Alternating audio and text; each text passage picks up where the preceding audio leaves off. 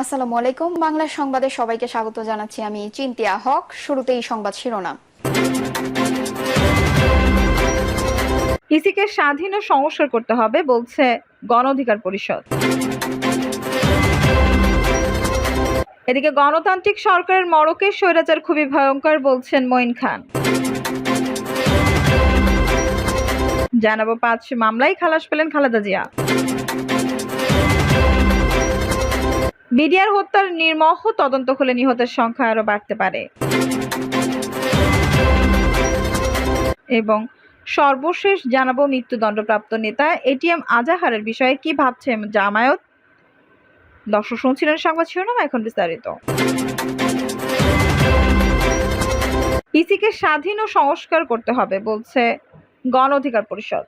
গণ অধিকার পরিষদের সাধারণ সম্পাদক মোহাম্মদ রাশেদ খান বলেছেন, নির্বাচন কমিশনকে অবশ্যই স্বাধীন করতে হবে এবং তাদের সংস্কার করতে হবে। এই দাবি আমরা আগে থেকে জানিয়েছি। প্রধান উপদেষ্টা থেকে শুরু করে আমরা উপদেষ্টার কাছে বৈঠক করে বলেছি কমিশন সংস্কার করতে হবে। নির্বাচন কমিশন সংস্কার না করলে কোনোদিনও বাংলাদেশে সঠিক ও সুষ্ঠু নির্বাচন হবে না। রাশেদ আরও বলেন, এই নির্বাচন কমিশনের সংস্কার দাবি করছি। এই নির্বাচন কমিশন যেভাবে 2014, 2018, 2024 সালে যেভাবে আওয়ামী লীগ ফ্যাসিবাদকে সহযোগিতা করেছে, তাদের দিয়ে সঠিক নির্বাচন হবে না। আগামীতে কোনোভাবেই সুষ্ঠু নির্বাচন হতে পারে না। একই সঙ্গে যেসব দল শর্ত পূরণ না করে আবেগ নিবন্ধন পেয়েছিল, তাদের নিবন্ধনও বাতিল করতে হবে। বিএমএম, সুপ্রিম পার্টি সহ কিছু ভুইফোর সংগঠনের নিবন্ধন বাতিল করতে হবে।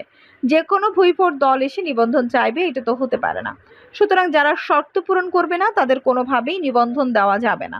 আওয়ামী লীগ সরকারের সাবেক অর্থমন্ত্রী প্রয়াত শাহ এএসএম কিবরিয়ার ছেলে রেজা কিবরিয়া একাদশ জাতীয় সংসদ নির্বাচনের আগে গণফর্মে যোগ দেন। হবিগঞ্জে এক আসন থেকে রেজা কিবরিয়া এমপি নির্বাচিত হন। তার নেতৃত্বাধীন গণ অধিকার পরিষদকে রাজনৈতিক দল হিসেবে নিবন্ধন ইসিতে দৌড়ঝাঁপ করেছেন তিনি। রেজা কিবরিয়া সমালোচনা করে রাশেদ খান বলেন, রেজা কিবরিয়া আমাদের দলের কেউ নন। তিনি নিবন্ধনের নামে ইসিতে তাণ্ডব চালিয়েছে। আমরা সচিবের সঙ্গে কথা বলেছি, তাকে রেজা কিবরিয়ার লোক অবরুদ্ধ করে রেখেছে। একজন সাংবাদিকতার পরিচয় দিয়ে সচিবের সঙ্গে খারাপ ব্যবহার করেছে। সেই সাংবাদিককে গ্রেপ্তার করতে হবে। সচিবের রুমে সেই সাংবাদিক টেবিল থাপিয়েছেন। সচিবকে গালিগালাজ করা হয়েছে। সাংবাদিক সচিব পরিচয়ে যারা সচিবের সঙ্গে বেয়াদবি করেছে তার গ্রেপ্তার করা হোক। এদের শাস্তির দাবি করছে। রেজা কিবরিয়া আহ্বায়ক নেই, তাকে কেউ মেনে নেবে না। আপনারা দেখেন, জেলে যাওয়ার ভয়ে রেজা কিবরিয়া আওয়ামী লীগের সঙ্গে আঁতাত করে পদত্যাগ করেছিল। আমরা ফ্যাসিবাদ হাসিনাকে কখনো ভয় পাইনি। তিনি আরো বলেন, গণ অধিকার পরিষদ নিবন্ধন পেয়েছে। আমরা পেয়ে দেখেছি একই নামের ক্ষেত্রে কিছু জুড়ে দিয়ে কোনো গোষ্ঠী একই নামে নিবন্ধন নিতে চায়, তাদের প্রতিহত করা হবে। তরুণ নির্ভর আমাদের একটা দল নিয়ে কেউ ছিনিমিনি খেলুক, আমরা চাই না। যারা এটা করবে তারা দেশ ও জাতির শত্রু, তাদের রাজনৈতিকভাবে মোকাবেলা করা হবে। রাশেদ খান বলেন, গতকাল নিবন্ধন পেয়েছি, সব শর্ত পূরণ করেছি। ফ্যাসিবাদ হাসিনার চাপে এর আগে নিবন্ধন দেওয়া হয়নি। ডিজিএফআর বলেছিল হাসিনার অধীনে ভোটে আসতে আমরা আসিনি। গণ অধিকার পরিষদ দেশের কল্যাণে সব শর্ত পূরণ করে কাজ করে যাচ্ছে। গণ অধিকার পরিষদ 2018 সালে আন্দোলনে যে বীজ বপন করেছিল তার ফল পেয়েছি। 2024 সালে নিবন্ধন দেওয়ার জন্য ইসিকে ধন্যবাদ জানিয়ে রাশেদ খান বলেন, বাংলাদেশকে আমেরিকা ও ইউরোপের মতো অর্থনৈতিকভাবে সমৃদ্ধ করতে একসঙ্গে কাজ করি। আসুন সবাই মিলে এই সরকারকে সহযোগিতা করি। গণ অধিকার পরিষদ রাষ্ট্র সংস্কারে বর্তমান সরকারকে সহযোগিতা করে যাচ্ছে। গণতান্ত্রিক সরকারের মড়কের স্বৈরাচার খুবই ভয়ঙ্কর বলছেন মঈন খান। আওয়ামী লীগের নিজেদের ভুলেই তাদের ধ্বংস হয়েছে বলে মন্তব্য করেছে বিএনপি স্থায়ী কমিটির সদস্য ডক্টর আব্দুল মঈন খান। মঈন খান বলেন, স্বৈরশাসক যখন গণতান্ত্রিক সরকারের মোড়কে ক্ষমতায় থাকে তখন তা খুবই ভয়ঙ্কর হয়ে ওঠে। আওয়ামী লীগ আজ ধ্বংস হয়েছে নিজেদের অপকর্মের কারণে। এই সময় বর্তমান সরকারকে সংস্কারের জন্য যথাযথ পদক্ষেপ দ্রুততম সময়ে নেওয়া আহ্বান জানান বিএনপির এই সিনিয়র নেতা। তিনি বলেন, গণতন্ত্রের রূপান্তরের জন্য প্রয়োজনীয় পদক্ষেপ সরকারকে নিতে হবে। দ্রুততম সময়ে নির্বাচন কমিশন, আইন শৃঙ্খলা বাহিনী, প্রশাসনের সংস্কার আনতে হবে। মঈন খান আরো বলেন, মানুষ ভাবছে বিএনপি সরকারে চলে এসেছে। মানুষ সব অভিযোগ সরকারকে না করে আমার কাছে নিয়ে আসছে, কিন্তু এই সরকারকে ছাত্র জনতা ম্যান্ডেট দিয়েছে। বিএনপি গেল 17 বছরের প্রতিবাদ সমাবেশ করেও হাসিনাকে বিদায় জানাতে পারেনি। ছাত্র জনতা তা পেরেছে। 5 মামলায় খালাস পেলেন খালেদা জিয়া। মানহানির অভিযোগে দায়ের করা ৫ মামলা থেকে খালাস পেয়েছেন বিএনপি চেয়ারপারসন বেগম খালেদা জিয়া। খালেদা জিয়ার আইনজীবী মাসুদ আহমেদ তালুকদার গণমাধ্যমকে এই তথ্য নিশ্চিত করেছেন। ২০১৮ সালের ৮ ফেব্রুয়ারি জিয়া অরফানেজ ট্রাস্ট দুর্নীতির মামলায় ৫ বছরের সাজা দিয়ে কারাগারে পাঠানো হয় সাবেক প্রধানমন্ত্রী খালেদা জিয়াকে। ওই বছরের অক্টোবরে হাইকোর্টে আপিল শুনানি শেষে সাজা বেড়ে হয় ১০ বছর। এরপর জিয়া চ্যারিটেবল স্টার্ট দুর্নীতি মামলায়ও আরও ৭ বছরের সাজা হয় বিএনপি নেত্রীর।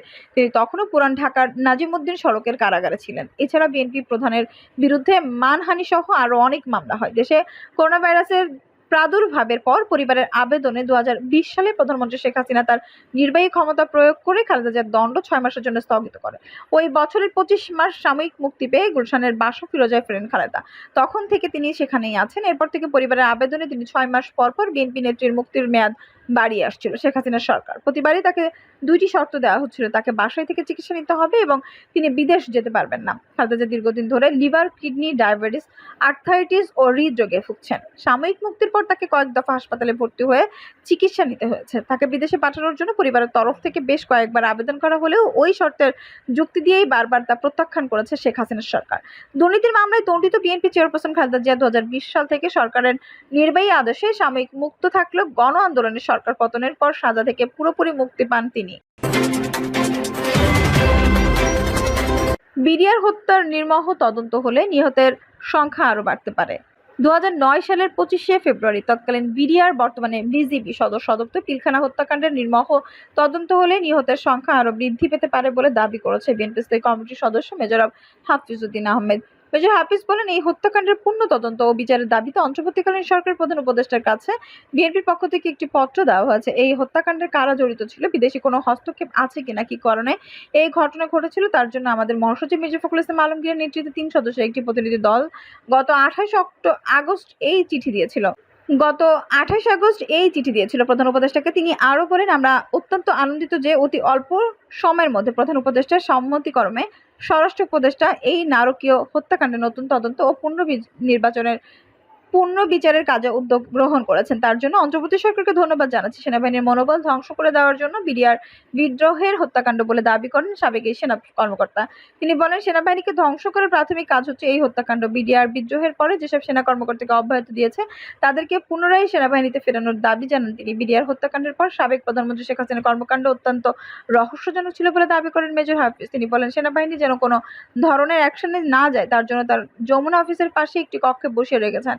তাদের সঙ্গে কোনো আলাপ আলোচনা নেই। যে গুরুত্বপূর্ণ সময়ে অপারেশন করলে প্রাণসমূহ রক্ষা করা যেত সেটা না করে উদ্দেশ্যমূলকভাবে তা নষ্ট করেছিল। তিনি আরো বলেন, যারা হত্যাকাণ্ড ঘটিয়েছে প্রথম দিকে তারা কিছুটা আতঙ্কিত ছিল সেনা অভিযানের ভয়, কিন্তু সাবেক প্রধানমন্ত্রী শেখ হাসিনা যখন তাদেরকে যমুনায় ডেকে আপ্যায়ন করেন এবং অতি অল্প সময়ে সাধারণ ক্ষমা ঘোষণা করেন, পৃথিবীর ইতিহাসে যেটি নেই, একজন জেসিওকে মেজর জেনারেল পদোন্নতি দিয়ে বিডিআর বাহিনীর মহাপরিচালক হিসেবে নিয়োগ দেন, এটা অবিশ্বাস্য কর্মকাণ্ড। একজন সুবেদারকে মুহূর্তের মধ্যে মেজর জেনারেল করা হয়। ফিজ আরো বলেন, বিডিআরদের সঙ্গে যে আচরণ করা হয়েছিল তাকে পরিষ্কার যে এই হত্যাকাণ্ড সুপরিকল্পিত।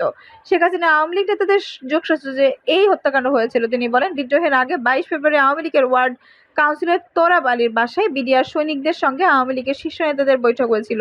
পরে আমরা জানতে পেরেছি সেখানে এই বিদ্রোহীটি কিভাবে সংগঠিত হবে, কিভাবে হত্যাকাণ্ড চালানো হবে, লাশ গুম করা হবে, সেটা এই সবাই সিদ্ধান্ত হয়। মৃত্যুদণ্ডপ্রাপ্ত নেতা এটিএম আজাহারের বিষয়ে কি ভাবছে জামায়াত? বিগত আওয়ামী লীগ সরকারের আমলে গঠিত আন্তর্জাতিক অপরাধ ট্রাইব্যুনালের বিচার মৃত্যুদণ্ডপ্রাপ্ত জামায়াতের সাবেক ভারপ্রাপ্ত সেক্রেটারি জেনারেল এটিএম আজাহারুল ইসলামের মুক্তি চাইবে দলটি। যথাযথ আইনি প্রক্রিয়ার মধ্য দিয়েই তাকে মুক্ত করবে জামায়াত। বাংলাদেশ জামায়াত ইসলামের আমির ডক্টর শফিকুর রহমান সময় বলেন, ইনশাআল্লাহ তাকে এটিএম আজাহার মুক্ত করতে পারবো, কারণ আমাদের উপর অবিচার করা হয়েছে। ন্যূনতম সুবিচার হলে তিনি ইনশাআল্লাহ মুক্তি পাবেন। এ ব্যাপারে জামায়াতের পক্ষ থেকে আইনি পদক্ষেপ নেওয়া হচ্ছে কিনা জানতে চাইলে জামায়াতের আমির বলেন, আমরা এরই মধ্যে প্রক্রিয়া শুরু করেছি। জামায়াতের অন্যতম প্রভাবশালী নেতা জামায়াত ইসলামী ঢাকা মহানগর উত্তর শাখা সভাপতি মোহাম্মদ সেলিম উদ্দিন এটিএম সময় সংবাদকে বলেন, এটিএম আজাহারের মুক্তির বিষয়টি একটি আইনগত প্রক্রিয়া, আমাদের আইনজীবীরা আইনি প্রক্রিয়ার কাজ করছেন। উল্লেখ্য, আওয়ামী লীগ সরকার ক্ষমতায় আসার পরপরই মুক্তিযুদ্ধের সময় সংঘটিত অপরাধের বিচারের জন্য গঠন করে অপরাধ ট্রাইব্যুনাল। বিরোধী দলগুলোর পক্ষ থেকে এই আদালতের বিরুদ্ধে উদ্দেশ্যপ্রণোদিত বিচার কার্যক্রম পরিচালনা ও যথাযথ মানদণ্ড ছাড়াই গঠিত হওয়ার অভিযোগ তোলা হয়। তবে বিরোধী দলগুলোর আপত্তি সত্ত্বেও চলমান থাকে বিচার কার্যক্রম। ফাঁসিতে ঝুলিয়ে মৃত্যুদণ্ড কার্যকর করা হয়। জামায়াত নেতা মতিউর রহমান নিজামী, আলী আহসান মুজাহিদ, বিএনপি নেতা সালাউদ্দিন কাদের চৌধুরী সহ অত্যন্ত অন্তত 6 বিরোধী দলীয় নেতাকে দণ্ডপ্রাপ্ত হয়ে কারাগারে মারা যান অনেকে। এই বিচারের অংশ হিসেবে 2012 সালের 22 আগস্ট গ্রেপ্তার করা হয় এটিএম আজহারকে।